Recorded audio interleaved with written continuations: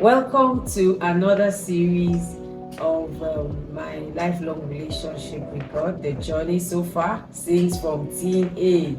At the last episode, I shared about how I gave my life to Christ at 15.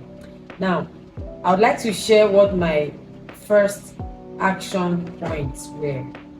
The first thing that I did immediately I gave my life to Christ was check my circle. I needed to audit it, I needed to transform it, I needed to just change it. Why?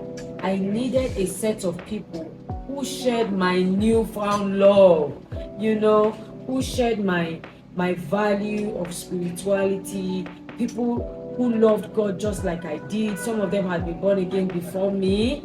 Okay, I just gleaned, I just became close to them, and that automatically changed the way I perceived things. For example, before that time, I was in a relationship, kind of, teenage kind of thing. I had a boyfriend, also it was called then, and without them telling me, I just knew that I had to break it, because that new circle, everything around them speaks righteousness and the Holy Ghost. And that has actually, been the foundation that I've had even till date. My friends love God. My friends have never been wrong girls. My friends have never been side chicks. My friends have never been, adulterers. No. I can't stand those kind of people. Not because Jesus doesn't love them, but because of the power of an association, because of the power of a circle. So that was the first action point I took. Then the next action point I took was to change my activities. I became very committed in the FCS, Federal Christian Students Association. Back then in school, I decided to go for Bible study, all the activities, and I just got involved in fellowship. One thing we have to understand is that if you become born again, or if you say you're a child of God, and where your feet are planted is not a secure place, you will go back.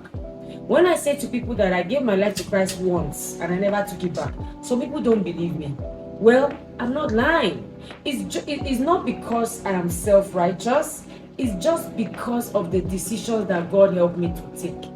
When you find yourself in an association, in a community of people who are fervent for Christ, trust me, you will automatically be fervent.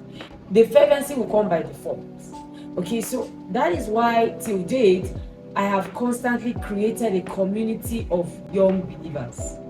The Ignite Teens boot camp, the Teens boot camp, the Girls Hub, the Responsible Teens Academy, the Teens Round Table. Every time you find Auntie Etima in a circle or in a community, I am putting in fire. I am putting in everything that these young people need to stay committed to God. Will God receive you when you go and come back? Yes, He would. But time is going. Like I said, this is the 29th year of a consistent, steady walk with God. And so I want to say to you, whether you're just giving your life to Christ or you're going to do it right now, I want you to know that it is possible to stay true to God. You don't have to backslide. Yes, you'll make mistakes. All you need to do is to just go back to God, ask Him for mercy, and continue your walk with Him. You don't have to be a baddie. Then you come back. And some people say it is called a church body, Jesus body, God body.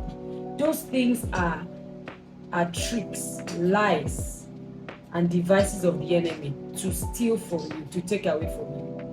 Okay? Your relationship with God can be a beautiful one that grows, one that blossoms, and one that leaves you better than it met you day by day.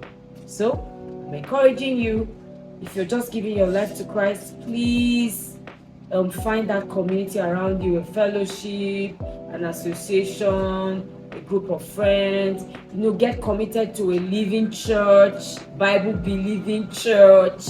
Don't go to places that will further confuse you. Don't go to what the so-called miracle centers, prayer houses.